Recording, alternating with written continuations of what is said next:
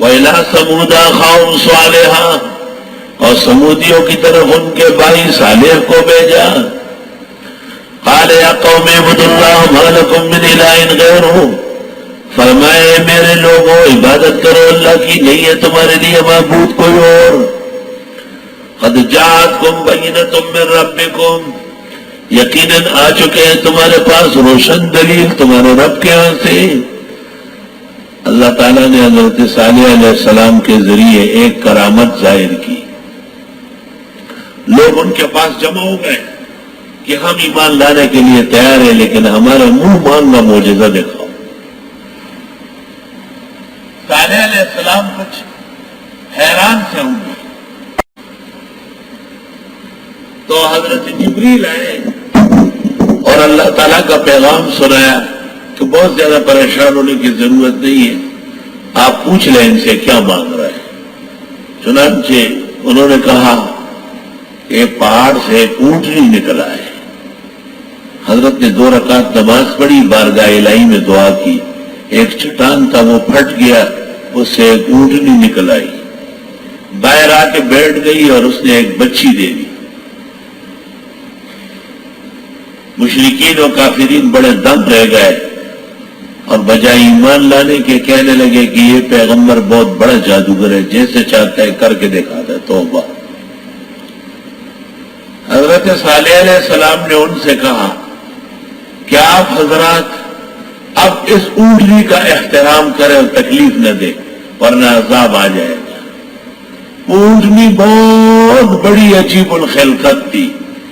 جب وہ اس جنگل میں چرتے چرتے ایسا منہ اٹھا لیتی تھی نا، اوکھا اوکھا ڈانگا اور لویا دے گڑانگا، اوکھا اوکھا ٹک لگا اور پلار دے پٹو پک لگا، مور در بندی برا شا اور خواخی دی رنزور شا، شگو کے پمنڈ دی اور خٹو نہ پسند دی، اوکھا اوکھا ٹک لگا اور پلار دے پٹو پک لگا. اونٹ تو عجیب غریب ہے اور ویسے بھی قدرت سے پیدا ہوئی تھی، تو لوگوں کی مویشیاں بھاگ جاتی تھی، ڈر جاتی تھی. فیصلہ یہ ہوا کہ ایک دن حضرت کی اونٹنی چرے اور جانور گھروں پر رہے، اگلے دن وہ چرے یہ گھر پر رہے. کچھ دن تو ایسے گزرے، لیکن اس قوم میں ایک ناکارہ عورت تھی جو ایک مرد صالح بن قزار سے یارانہ کرتی تھی.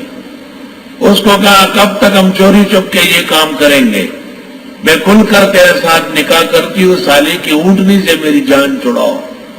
وہ راستے میں رات کو کھڑا ہو گیا اپنے یاروں کے ساتھ. اونٹنی آ رہی تھی صالح کے گھر جانے کے لیے، انہوں نے پیچھے سے حملہ کیا، کونچے کاٹے. اونٹنی گر گئی، اس کا بچہ بھاگا، اسی چٹان پہ جا کے فریاد کیا، وہ کھل گیا، اندر چلا گیا. حضرت صالح کو پتہ چلا، انہوں نے کہا اب بچ نہیں سکتے. آپ قوم کو لے کر جو ایمان والے تھے باہر نکلے اور ان پر جبریل آئے، ایک زور کی آواز لگائی، سب اوندے منہ گر گئے جتنے نافرمان تھے، اور دل جو تھا گوشت کے ٹکڑے کی طرح آ رہے تھے اور دانتوں میں آ گیا. اللہ اکبر، اللہ اکبر.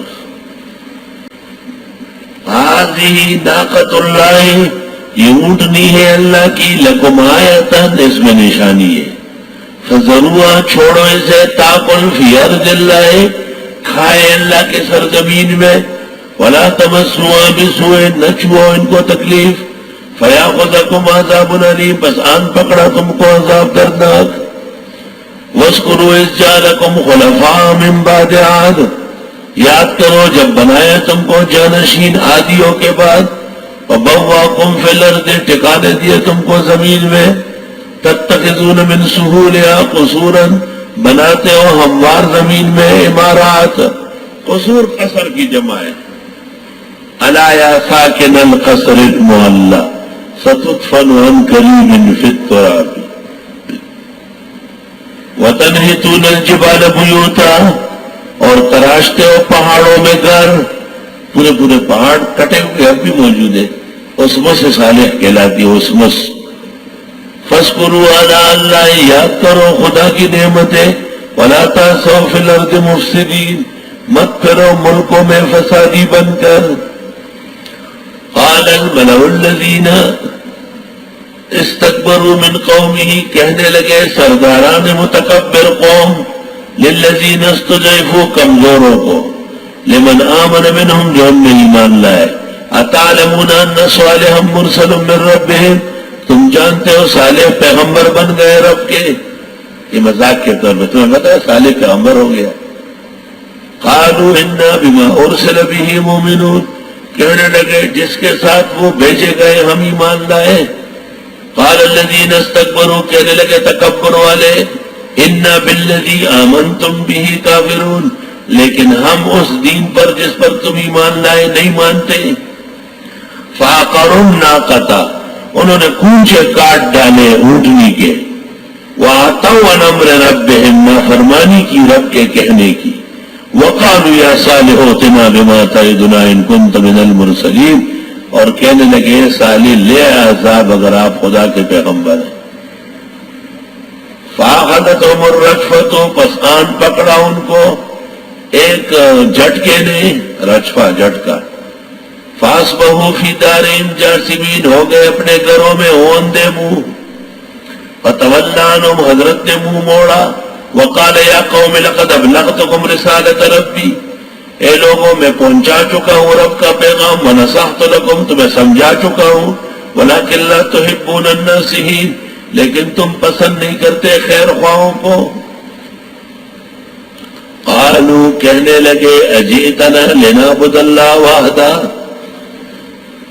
آپ آئے ہمارے پاس کہ ہم اللہ کی عبادت کریں وحدہ لا شریک کی، توحید بیان کرنے آئے۔ وَنَذَرَ مَا كَانَ يَعْبُدُ آبَاؤُنَا، اور چھوڑ دے جن کو پوچھتے تھے ہمارے بڑے۔ فَأْتِنَا بِمَا تَعِدُنَا إِن كُنتَ مِنَ الصَّادِقِينَ، لے آئیے جو آپ دھمکیاں دیتے اگر آپ سچے پیغمبر ہیں۔ قال، حضرت نے کہا ہود علیہ السلام نے، قد وقع علیکم من ربکم رجس وغضب، یقیناً آ جائے گا تم پر تمہارے رب کی طرف سے آفت اور تکلیف۔ رجس، آفت وغضب۔ اتجادلوننی فی اسماء سمیتموها انتم وآباؤکم، آیا جھگڑتے ہو میرے ساتھ چند ناموں کے بارے میں، سمیتموها انتم وآباؤکم، جو نام رکھے ہیں تم نے اور تمہارے بڑوں نے۔ کب خدا نے کہا ہے کہ پیرانی پیر کو غوث اعظم کو، دستگیر کو؟ کب خدا اور رسول نے کہا ہے کہ فلاں کو داتا گنج بخش کہو، فلاں کو خواجہ غریب نواز کہو؟ آیا جھگڑتے ہو میرے ساتھ چند ناموں میں جو رکھ چکے ہو تم اور تمہارے بڑے؟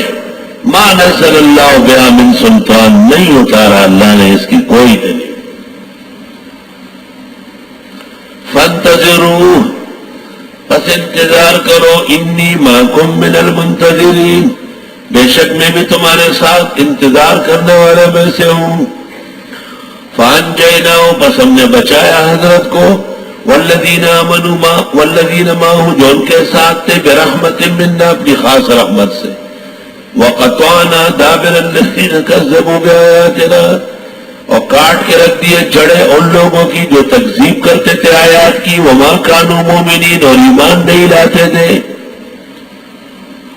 آیات ہود علیہ السلام کے بعد عادیوں کا ایک دوسرا سلسلہ تھا سمود کا، ان کی طرف ان کے بھائی صالح علیہ السلام آئے۔ اللہ نے ہمیشہ پیغمبر کو ان کے قوم قبیلے کا بھائی کہا ہے، اگر اس میں کوئی توہین کا پہلو ہوتا تو خدا ایسا کہتا۔